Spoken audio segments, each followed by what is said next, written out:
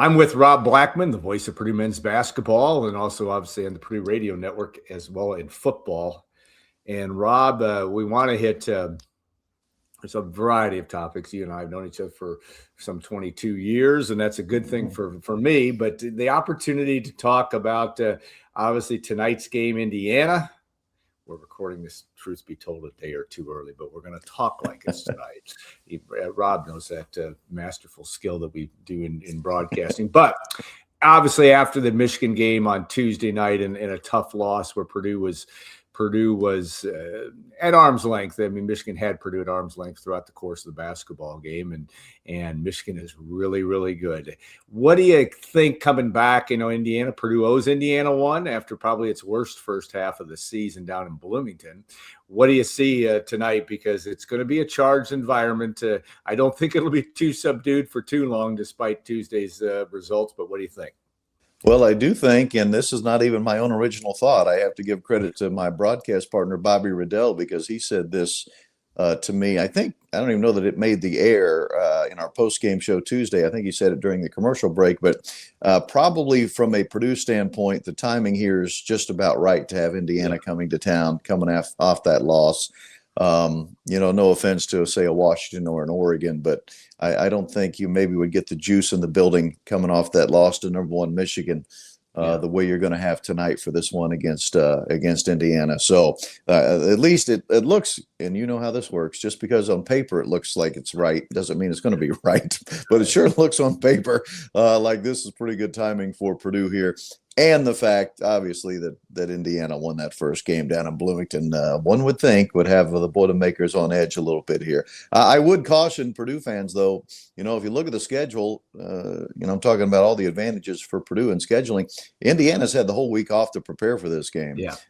So they get a few extra days rest here. So, but again, my gut feeling, Alan, tells me that the timing, if you're going to lose to number one in your building, in the way that Purdue lost Tuesday night, I don't know that you could draw up a better scenario than to have Indiana coming to town. So we'll see if Purdue can get it done tonight. Indiana certainly has, and partially, if not a lot, to do with the victory over Purdue back in January, but it's definitely taken up an uptick.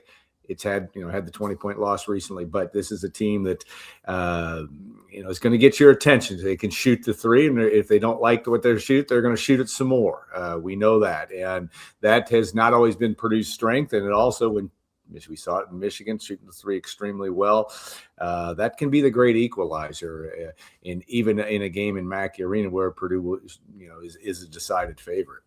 Yeah, boy, and you think, look. Let's just look at the recent schedule here for Purdue. We'll start with the two wins at Nebraska and at Iowa. The Nebraska game, Purdue shoots 46 threes, school record by a mile. Yeah. And then the next game against Iowa, Purdue shot more threes than twos again, which really has not been the norm for Purdue basketball. But Purdue did have success in both of those games because Purdue shot a fairly decent percentage from three. That was not the case Tuesday night, although the irony, Purdue did attempt more threes than Michigan. Certainly didn't feel like it the way Michigan was shooting the ball, but that is the great equalizer. I got to tell you, Alan, I was so distraught after the loss of Michigan that night. And then the next morning I'm looking at the stat sheet and I'm like, Purdue really didn't play that badly. They just didn't shoot it well. Now they got out rebounded by 8, but they had 8 less turnovers. So the possession battle ends up being even. If you look at the numbers across the board, it was a very poor shooting night for Purdue. You look at the 30% from three, yet Purdue still scores 80 points against the number one defense in the country. Purdue only had 6 turnovers against the number one defense in the country and the number one team in the country.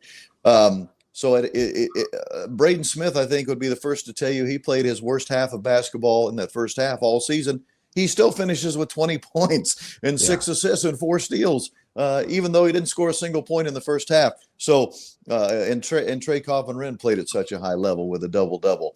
There just were a lot of numbers statistically that you're like, I'm still not sure how Purdue even lost this game. But I think what it ultimately comes down to is Michigan is so uber talented.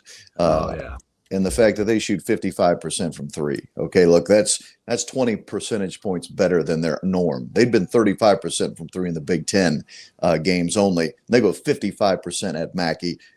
they're already talented enough. They don't need 55% from three. Okay, that's just not fair with the number one team in the country.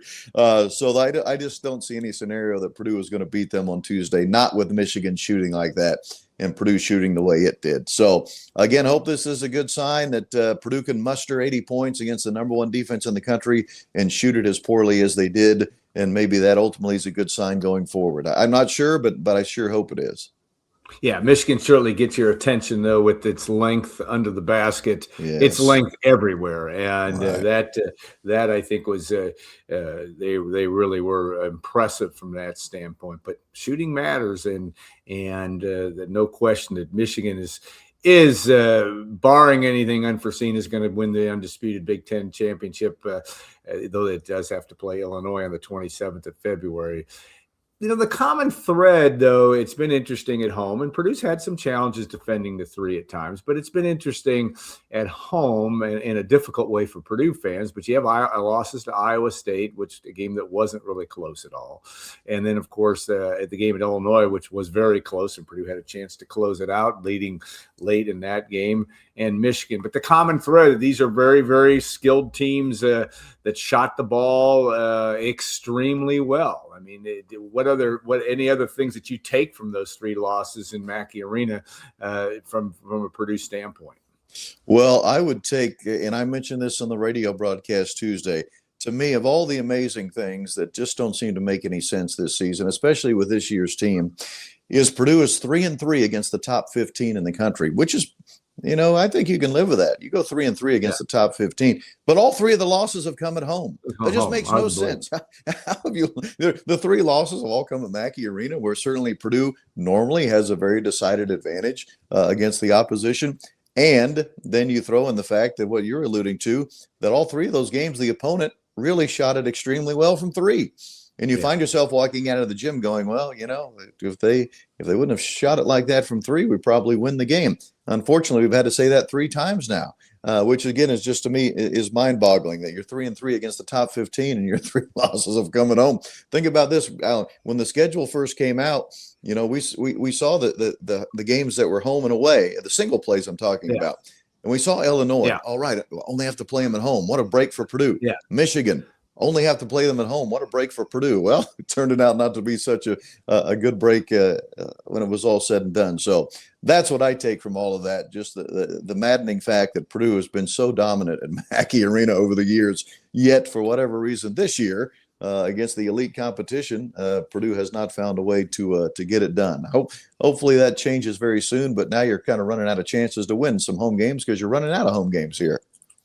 Well, I don't think anybody's bingo card would be 3 home losses with this group and the senior, right. With Matt, no question. And, let's put some perspective, and you sit about as close to Matt Painter as you can legally with your broadcast position, at least in West Lafayette and Mackey Arena. Not always the case on the road. But this is a head coach and a staff that's pretty even-keeled. I thought Matt Painter, after the loss to Michigan, certainly credited how good Michigan is. And Michigan is a step ahead of everybody, at least at this point in the season. I think they're a step ahead of everybody in the country. Now, we say that, and then Saturday night at Duke, something made – and that would be no shame for the Wolverines to lose that game against, I think, third-ranked Duke. But talk about just the way that – and you're very close to these guys. You travel with them. You're around them a lot. You've been around them for a long, long time. Just that being able to steady the ship. You've got seniors that this means a lot to them. Just looking at the travails of this season and the challenges and being ranked preseason number 1, all those kinds of things, and how you see that they kind of deal with that situation as they continue to progress through the season. Well, when you speak about the seniors exclusively, Alan, the one thing that does give me some great comfort as a Purdue fan headed down the stretch here is and Matt Painter has said this numerous times too. This is, again, it's not my only original thought here, thought from me, but they've literally seen it all. There's nothing they haven't seen. They've been a Big Ten regular season champion. They've won the Big Ten tournament. They have lost to a 16 seed as a 1 in the NCAA tournament. They've gone all the way to the national championship game. They literally have seen every possible scenario, quite frankly, you could have throughout their careers. So what better learning experiences for a group of seniors to have than the fact that they've been through all of this at least once, every different type of scenario for all intents and purposes. So that does give me some comfort that there's nothing new here. And I would even look, even some recency bias here, a 3-game losing streak, which has already happened this year. Purdue has had to find a way to fight out of that, and did by winning 4 games in a row coming out of that. So, yeah, to me, that if this was a younger group, maybe the group like when Braden in this group were freshmen, maybe I'd have some hesitation about kind of the ebbs and flows of the way this season has gone. But look, the crazy thing is, and I understand Purdue has lost 5 games outside of the UCLA game. Quite frankly, that's really the only one that I felt like Purdue really gave it away. I mean, they had a 2-possession lead with 2 minutes left, and the ball. You should never have lost that one. And quite frankly, if you just show up in Indiana and have a little bit of a spirited effort in the first 20 minutes, you probably win that one too. So I don't know there's any real shame. And I guess what I'm saying is Purdue has no bad losses, right? Yeah. And I think even when you look at those folks that call themselves the bracketologists, most everyone still has Purdue as a 2 seed in the upcoming NCAA tournament, which, look, if you can't be a 1, you might as well be a 2. Because last I checked, if you're going to get to the Final Four, you're probably playing the 1 anyway to get to the Final Four. So 1 or 2, I don't know that there's a real decided advantage there. But yes, and again, I've spoken to many fans about this. I do understand the expectations to start the year were sky high. Preseason number 1, odds-on favorite to win the national championship. I think the one thing that none of us knew, and it's hard to know in today's college basketball world, is just how good Michigan was going to be. I don't think anyone saw that coming, especially not with what they did in the transfer portal with their frontline guys. And that's why when I heard Coach Painter, I heard the same things you did on Tuesday night, him, complimenting Michigan. If you look at the guys that are dominating that front line for them, and yes, Yaxel Lindenberg, you kind of saw that one coming. I don't think anyone was surprised by that. Morez Johnson last year, he started 8 games for Illinois. He averaged 7 points a game. Adai Mara did not start a single game last year at UCLA. So it's not like you said, oh boy, these guys are going to be real stars, for Michigan. No one saw that coming. But they certainly have played their roles quite well, and that to me, I'm still not convinced that Purdue doesn't finish in second place in the Big Ten. Now maybe I'll come back to have egg in my face on that, but I'm at least in a tie for second with Illinois. And when it's all said and done, if that's what happens, and Michigan wins the league, which it certainly looks like they're going to do, I think there's no shame in that. Again, because no one I think could foresee that Michigan was going to be this good with the transfer portal guys they brought in. Everyone thought they're going to be pretty good. But, man, not the way they're dominating the league right now. Yeah, I think it's interesting that I guess if I'm a Purdue partisan, you would prefer maybe not to be the 2 seed in Michigan's region in the NCAA tournament. I don't think anyone. I don't think anyone in the country would want to be the 2 seed in Michigan's region. One of the things I think has been interesting too is, in 2024, and this is taking nothing away from Purdue's magical run to the Final Four. And I think Brian Newbert, and you probably have thought this as well, that they lost to Michigan was kind of like the UConn game. I mean, it was a little bit. They had you. Absolutely. They had you. This is just a better basketball team, at least at this point in time. And who knows where it will be in a month from now. But my point is, I would argue that the 2024 version, there were 5 teams that are really at an elite level, and that may be plus or minus a couple. This year, there are 15. And yet, I think Michigan's head and shoulders above what I've seen so far. And again, come when they play Duke, that may change. But you see that along the landscape of college basketball. There's just there are a number of teams. I think every game from the Sweet 16 on is going to be a complete, for lack of a better term, war to get through if you're Purdue or if you're anybody else. And I would, I always harken back to what Coach Painter talked about after that UConn game. And I know you heard him say this too, Alan, but he was like, look, if this is the NBA and that's a best of 7 series, no way. We're never beating UConn. But we only had to beat them 1 game, right? The beauty of an NCAA tournament. You only have to beat them 1. You don't have to beat them 4 out of 7. Interestingly enough, earlier today, listening to some college sports radio on Sirius XM, they were saying, the experts were saying the same thing about Michigan. They're like, hey, the rest of the country needs to be really glad that this is not a best of 7 type of deal, Yeah. because Michigan's winning it all if that's the case. Yeah. No one is beating Michigan 4 times out of 7, but you only have to do it once. And that, so it's ironic that you would bring that up, because I know I keep repeating myself, but to me, from what I have seen with my own 2 eyes, Michigan is heads and shoulders above everybody else, not only in the Big Ten, but it looks like in the country. All right, the special, tonight, Purdue, Indiana is always a special event in Mackey Arena. I agree with Bob's assessment that it really might help Purdue's psyche a little bit tonight to have to bounce back in the game. But you've seen this rivalry, and I know you grew up just north of West Lafayette, watching Bob Knight and Gene Katie go at it also. But now it's reached a different thing, but it's always special. But even if the opportunity to broadcast this game from your perspective, how do you look at that? How do you encapsulate all your experiences having done it in Mackey Arena? It's a big deal. Well, it is a big deal. I will share the story I believe I've shared with you before in this format.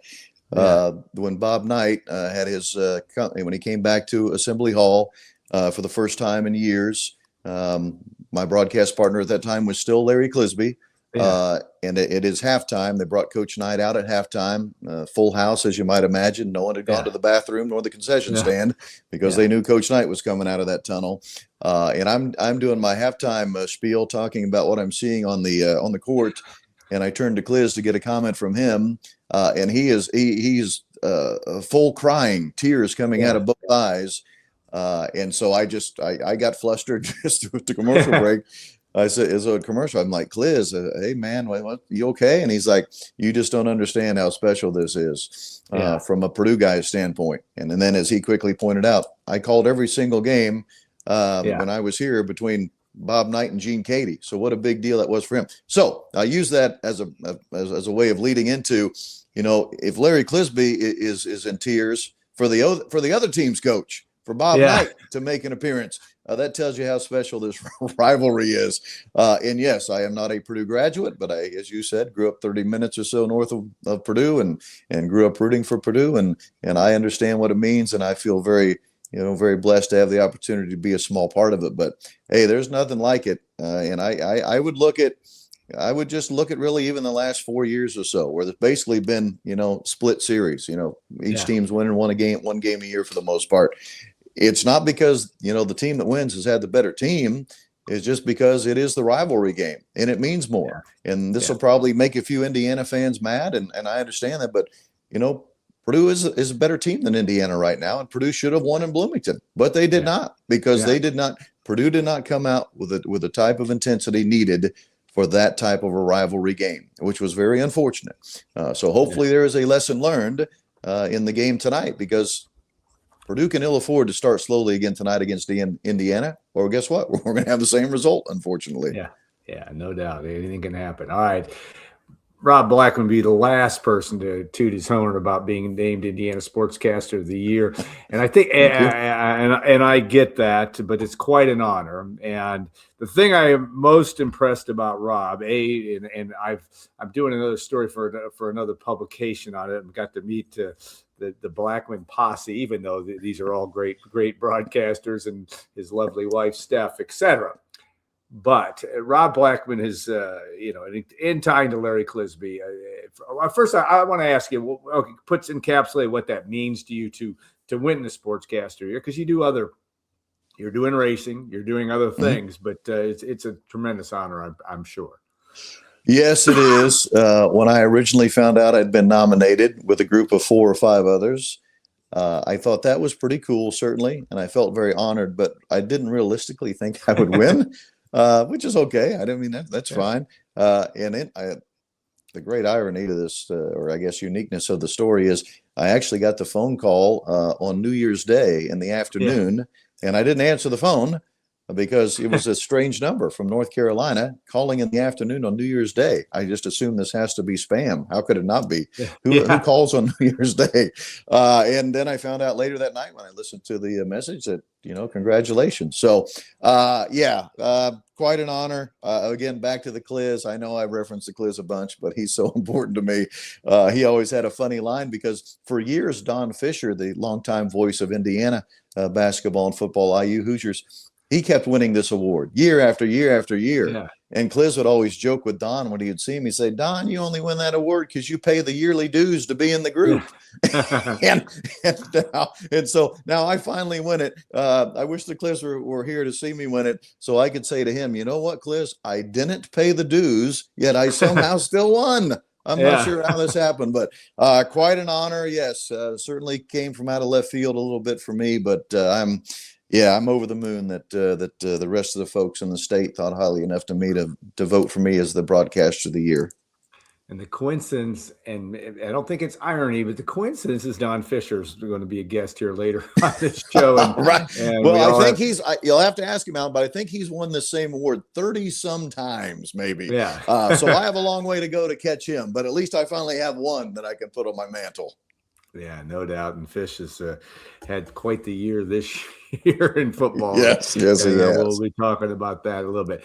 I think the other thing it tells you everything you need to know about Rob Blackman, and it was a very emotional moment for Purdue fans. You talk about tears in Detroit.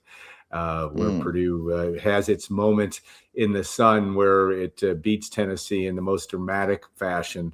And the first thing that Rob Blackman does is pay, if my facts are correct, and I wasn't listening to it in real time because I was sitting in the stands. However, paying homage to Larry Clisby and saying, Larry, we all would have loved to have seen Larry had that opportunity to have another trip to the Final Four. But just the ability to pay that, I don't know if you're paying it forward or backward, but that was a very, very magical moment to be able to do that, and a credit to you. That was an emotional moment for Purdue fans and for yourself. It was, and it was so soul crushing in 2019.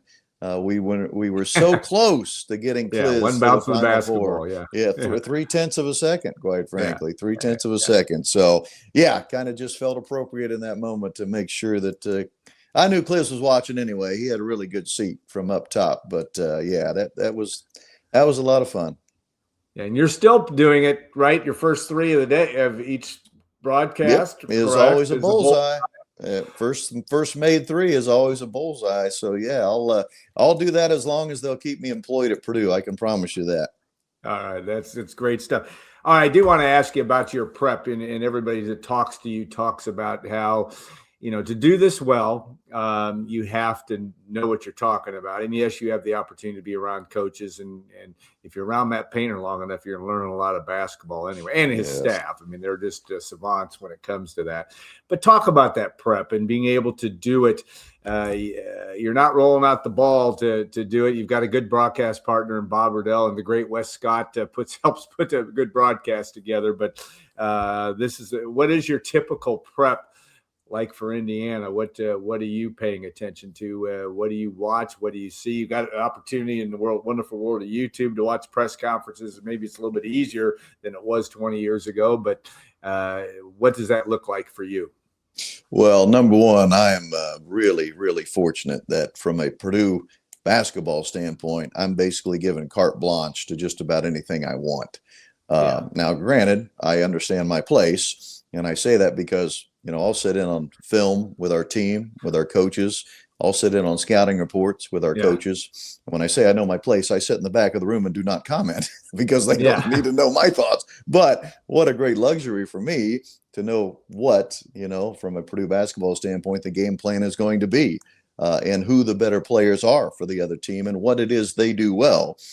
Because Alan, those coaches put in a ton of hours, man. They know every little thing there is to know about, does a guy shoot from the right wing off the right-handed dribble 22% of the time? And if he does, does he make 12% of the whatever? It's crazy. The things they can glean from film study. So that really helps me, certainly. But yeah, if you want to know a typical day, actually preparing for Indiana, it started Wednesday morning at 8 a.m., right? We just played Tuesday night up at 8, and I started on my just up. The nice thing about Purdue is you're just really updating things because you only add one more game, right? You see Purdue play every game. So it takes about 2 hours or so to just update some different numbers and things. Statistically, more importantly, what have they done against Indiana in the past? Again, having already played them once this year, it's a little bit easier. And then I start working on the opponent, which is normally takes about 3.5 to 4 hours when it's all said and done. And that's really more. But you mentioned it. The internet has made things so much easier. Not only do, especially the Big Ten level, the sports information departments are so good and provide so much great information on the players and the coaches and their backgrounds and where they played before and statistically, what they've done at other places and where they played high school or prep school, whatever it might be. And then you can just very easily, obviously, hop online and find a bunch of different newspaper articles or different online stories that have been written about the players, coaches, and or the team that can also give you a little bit of insight. And there was, I would say, if I had to put a percentage on it, probably 85% of that stuff that I go through, I'll never end up using. But it's always that 12 to 15% that you find that really ends up, being a pretty nice little nugget and really can add to the broadcast. So probably maybe a little overboard, but I once heard a broadcaster that I respected say you'd rather have way too much to talk about and not get to all of it than not have enough and just be stuck with nothing to say. So I try to go a little bit overboard and maybe have way too many things that I'll never talk about to begin with. But it is nice to have them in the holster, if you will, just in case you need to pull them out. Yeah, and that ability to do that is called preparation. That's where that's right. the old quote about what luck is. So that's right. Yeah, that's right. Opportunity meaning preparation. Rob has been lucky in that, like that. Yes. When you at least measure it from that standpoint. Okay, last thing, Purdue, Indiana tonight. Obviously, it's going to be another wild crowd. One would think. What do you expect to see? I'm not necessarily asking for a prediction, but sure. Indiana's going to come in with nothing to lose. Purdue's got to get the job done to maybe run the table for the rest of the season, get the best season, regular season, get the best seed in the Big Ten tournament. What do you expect? Yeah, and I would add, really, when you're looking at seeding, you're in a position where if you could run the table regular season, you're probably putting yourself in a great spot for a 2 seed in the NCAA tournament. But that being said, number one, Indiana's not been a good rebounding team this year. Purdue really needs to dominate on the glass the way they did with Nebraska, the way they did with Iowa. I can understand getting out rebounded by Michigan because they, too, are a very, very good rebounding team. You can't have that happen tonight, especially the second chance opportunities. Again, look back to the Michigan game. The number of threes they made in the first half off second chance opportunities where Purdue could not corral a defensive rebound. Same thing will happen tonight if you give Indiana multiple opportunities from three because they're just too good of a three-point shooting team. One thing that does have me a little cautious is the fact that Dorn has not been shooting the three well for Indiana as of late. And he shot it well against Purdue and Bloomington. So he's more than capable. I'm kind of hoping maybe he doesn't find his shooting form tonight. Maybe we can do that next week. So I would start with the rebounding and then 3-point shooting. For those that watched closely in that game in late January, Purdue went small and really had their most success in the second half when they started playing Trey Kaufman at the 5. Not only did it help Purdue offensively, but it really helped Purdue defensively match up better with their 3-point shooters. I'm not privy to the game plan as much as I probably should be for tonight, just because my week's been crazy. But I can only assume you'll probably see a lot of small ball tonight with Purdue, with Trey at the 5, just to try to help combat the fact that, again, Indiana is not a big team. They rely on perimeter play. Which is fine if you can match that defensively, and that's what Purdue I think will try to do tonight. But that there's the catch-22. You want to dominate them on the glass, but you have to play small, right? Yeah. So you don't have Oscar Clough in the game a lot. You don't have Daniel Jacobson in the game a lot. So try to dominate the glass the best you can, and certainly when you do go to that small ball lineup, you're going to have to be really efficient offensively. Those will be the keys tonight for Purdue. All right. Well, look forward to your broadcast and your work with Bob Riddell, and it's always a must listen if you're a Purdue fan, and we appreciate that very Thank you. very much.